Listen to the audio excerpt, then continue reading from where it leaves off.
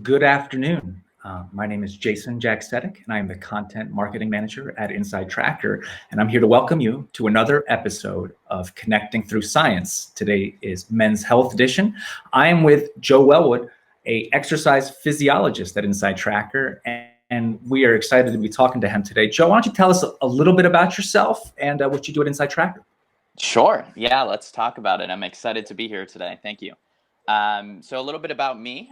Sort of started, my career working for a personal trainer, and that's really where, I fell in love with exercise, the effects of your body. I'm a human being myself, so I loved learning about myself, learning about others. So I went on to study kinesiology. I went to UMass Amherst, and while I was there, I started working with athletes in their strength and conditioning department. So really getting into, how lifting affects the body, what do these athletes need, working one-on-one with them, working in groups. And then I went out and I did sort of the other aspect and looked at injuries. So I worked as an athletic trainer for a South Fremantle footy club, Australian football. That was incredible. We got to work with a lot of rehabs, a lot of overuse injuries, those sort of things. And then when I came back to the States, I really wanted to get into something, more research-based. And helping, larger populations. So InsideTracker was a perfect fit. So now I'm here and I do a lot of work on sort of exercise interventions, how that affects you physiologically, and, how we can explain the science to just, the average Joe. I use that as my name is Joe. And sort of, make it nice, simple, easy, and actionable, but also educate you and say, this is what you need to do to be healthier, to live longer, to feel better, to achieve your goals. Right. No, and myself coming to InsideTracker, not a scientist, right? I'm into the media, the content, but I was into wearables and I was into technology. And like you said, I was into learning about myself as a man, as a human, and how do we optimize that? And today, trackable data about yourself is more available than ever. And that is a powerful tool. Why don't you explain to us from a perspective of men's health, from the athletic people that you worked with to the average Joe, what data points and what metrics are important for a man to have on his mind for health? Sure. Yeah. So just general metrics of men's health. I think the first thing that comes up when people mention men's health is testosterone, actually. Yeah. And men love learning about testosterone, right? Which is a steroid hormone. It's really important for just overall health, sexual function, athletic performance, which are all really, really important things. So I think that's one that sticks out for me. And obviously an InsideTracker, we test that as one of our biomarkers. We see how it fluctuates. Our athletes are really interested in this. But if you have low testosterone, it's really something you want to fix. You really want to have, optimal testosterone because it's so important for, like I said, sexual function, athletic performance, and just general health. Yeah. And that's a blood test, correct? To get that level and understand it, to get those data points, to kind of see where you're trending, correct?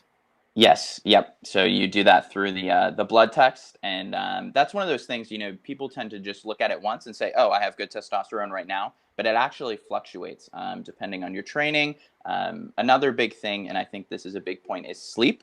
So one of the best ways to improve testosterone is actually just making sure you get enough sleep. Right. That's when your hormones are created and produced throughout the body is sleep. So I would say that's another measure. And if we're talking about activity trackers, that's one of them that they look at is users' sleeps. So you want to make sure that you're getting, the optimal sleep because sleeping too little, is really awful for you. It puts your body in a state of stress and it affects, just general functioning that, we don't really think about. And I know today in this day and age, people are busy. Maybe not now during coronavirus, but, before the hustle and bustle, the work, the work ethic, people really aren't prioritizing sleep, even though that's one of the most important. It's for immunity, health in general as a man, and testosterone we find. And you spoke of I wear a Fitbit. Yep. Tracks data. I've used a lot of different technology over the years, but a couple of the key things that they're tracking, I look at steps. I'm looking at my heart rate, my resting heart rate, my sleep. what is InsideTracker doing with wearables, and what kind of metrics, are kind of all at play there? Yeah, absolutely.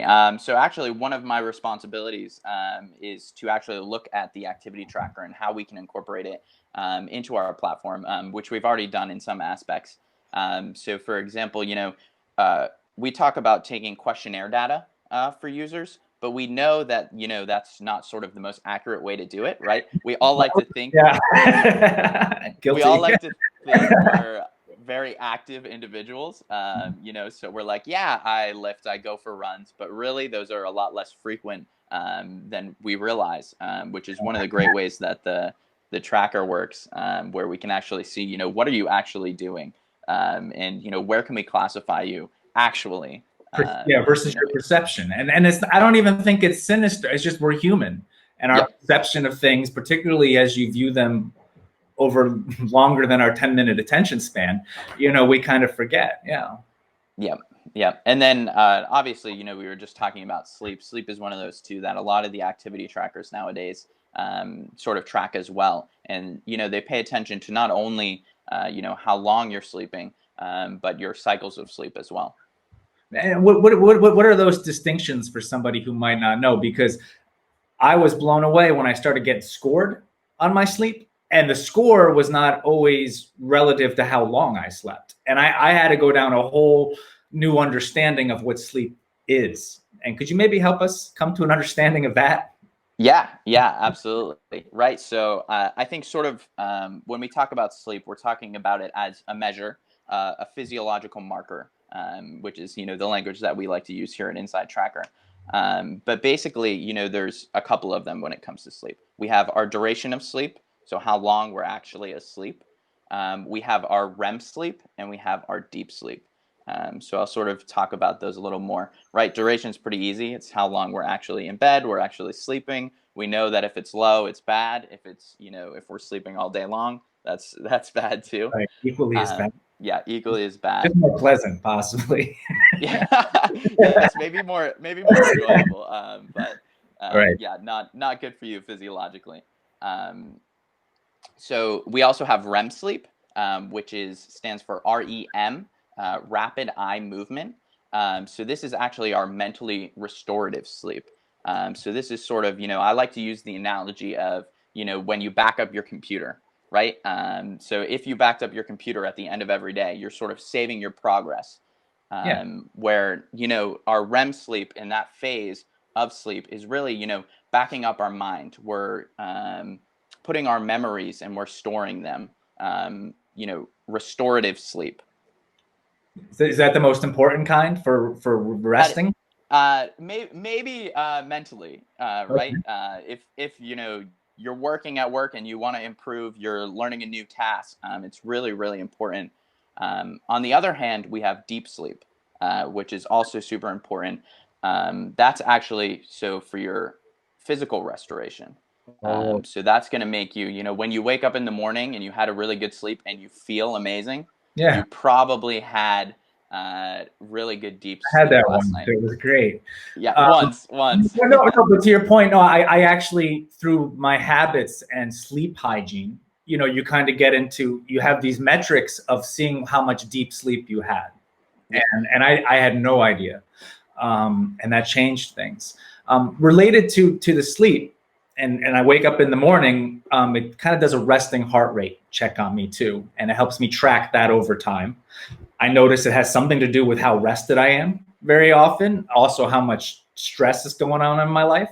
You can actually look at my resting heart rate and see where certain stressful activities, might be. And people talk about their resting heart rate a lot. Athletes talk about it as saying when they're ready to train, or actually indicative of how well trained they are. Can you talk about resting heart rate from a perspective and why we use it? Yeah, absolutely. So resting heart rate, right? You did an awesome job of explaining it. That was very good. So just, maybe more of the scientific explanation is resting heart rate is actually the number of times that your heart beats in a minute at rest. So sort of when you're relaxing, how hard is your heart actually working? when you're just, chilling out.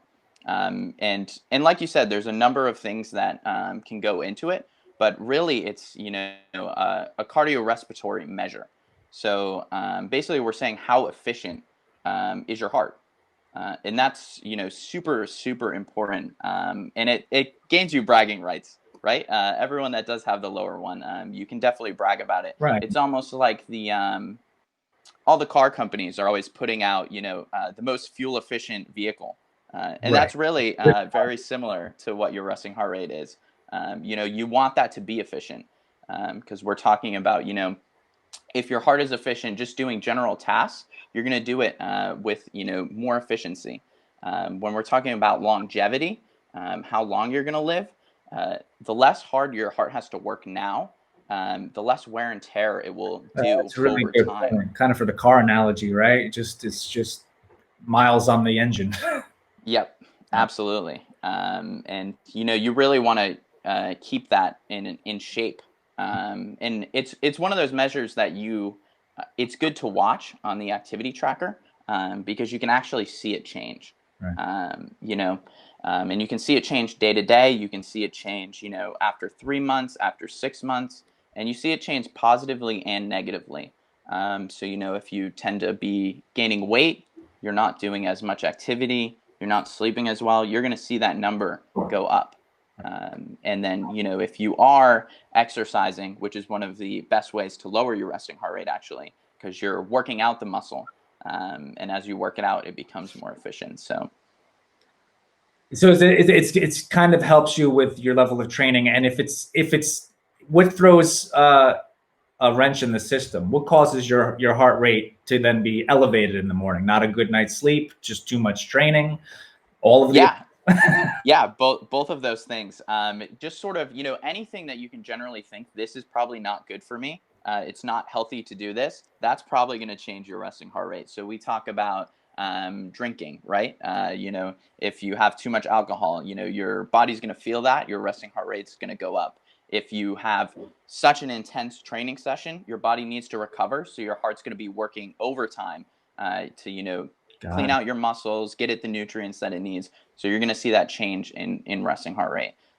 Same thing with sleep. You're tired. You only got 3 hours of sleep last night. Your body's really going to be trying to keep you going. So your heart is going to be working overtime. So we talked about, as a man and the key things we're checking off, testosterone, we talked about sleeping. What about when it comes to activity monitoring in general, the amount of time we spend in certain aerobic zones, and it brings about how we go about as men exercising. And there seems to be two different schools where it's kind of like we can do resistance training, get the heart rate up by pushing a lot of weight, and that's one kind of fitness, or we can run really far, ride bikes really far. What are your thoughts on this in men's health, what you've seen working with athletes, and what is, outside of being a specialized athlete, what is a solid health regimen? Yeah, absolutely. And it's great that you sort of painted the light this way because we generally do have two stereotypes. We really have the resistance trained man who is very ripped, pumps a lot of iron, and then we have the endurance trained man, skinnier when you picture them. They're in track shorts or a biking outfit in your mind. And I'll just kind of give you the pros and cons of resistance training and endurance training, and then I'll sort of talk about what we probably all should be doing after. So, right, resistance training, it's really good for building our lean body mass. So our muscles, right, makes sense. We're going to lift heavy things. We're going to get stronger, build more lean body mass. It also makes our bones stronger, right? So, osteoporosis is on the rise. We really need to have that strong bones. It's going to help you prevent injury, as well as makes your joints stronger. So this is a really important one. Lifting is going to make your muscles stronger. It's going to make your joints stronger. So you're at a less chance of injury as long as you're not overdoing it. And then on the other hand, we have our endurance training. So this is, just exercise in general. It's really going to improve your mood and your energy. You know, it might make you tired in the moment, but you know, after a couple weeks, it's really going to make you feel more alive and feel a lot better. Aerobic Uh, exercise is yeah, always aerobic exercise yeah. is one of the really good ones. As well as, you know, it's going to really help your heart and your lungs. You know, and your general circulation. You're really, you know, you have to go for a long time, so your body really needs to get that nutrients out and in. It's going to make it, you know, more efficient. And we talked about that resting heart rate, and that's one of the places that it's going to really improve. I could go on and on here about, you know, just the benefits of exercise, but just to sort of step back and think, you know, we really need both as human beings, right? Unless you are an elite athlete, and they sort of have, you know, coaches and people working with them to incorporate those things. But it's really important that we're both getting, you know, resistance training and endurance training for our general health. And I think, is it okay if I run you through like a quick little activity change in I think perspective everybody here? would really enjoy that. It's a really useful perspective. Yeah. Cool. Yeah. So when we're thinking about resistance training and endurance training, I talked about those sort of two stereotypes. But I want you to actually picture yourself as an 80-year-old man, right? Jason, you are now 80 years old, and you have to sort of think about what's important to you, right? I just aged you, Okay. But you have to think about what's important for you now as an 80-year-old person, right? It's going to be really important for you to be able to get off the toilet, right? You want to be able to, you know, be sharper, be mentally sharper. You know, you want to be able to be happy, you know, be in a good mood. You don't want to, you know, some of the causes of death that are really high are osteoporosis. You want to have strong bones. Falls, right? If you have better coordination, stronger muscles, stronger bones, you're less likely to get seriously hurt from a fall. You know, cardiovascular disease, diabetes, those things that sort of happen, you know, with weight and, you know, with not any activity. If you're doing regular endurance training, you're going to be at a lot lower risk for those things. And, you know, it's really going to improve longevity overall. Right. No, and that's an important thing, you know, InsideTracker, kind of getting outside the scope of precision, you know, whether you're a triathlete and that's great. And there's an optimal there. And if you're a strength athlete, there's optimal there. There's the rest of us who are just trying to approach men's health with the tools available. Yeah. And it sounds like you're working with those tools every day, you know, that are available to everybody and really working that data for actionable, you know, real advice. What would be your off the top, you know, we talked about a couple things today to move the needle on health. What is the biggest men's health top, let's say top 3 things to kind of do to help move your numbers? Okay, I think I'm going to give you the most important one is to track it, to pay attention to it. I think that's sort of the biggest thing. We all know that sleep and healthy eating and exercise are good for you. But if you're not actually paying attention to them and saying, this is how much I'm getting and this is how much I should be getting, you're not going to do it. And I think that's really one of the things. I notice it myself. I notice it, you know, with everyone that we work with here. If you pay attention to it, you're much more likely to continue to do it and continue to improve. Right. It's the awareness, and then you need the tools. And then, you know, InsideTracker, knowledge is power. You can't change what you don't know. Yeah. Well, appreciate your time today. We're going to have you go back to running data and helping come up with recommendations from everybody out there. Just real quick, we have a Rich Froning giveaway going around right now. We're going to put that in the comments. Make sure you enter to win nice fitness gear. We got a Father's Day promotion coming up. Men's health, you know, let's celebrate all that. Check the comments for some links. Everybody, thank you for tuning in to Connecting Through Science. We had a great time talking today. Take it easy, Joe. Take care. Thank you.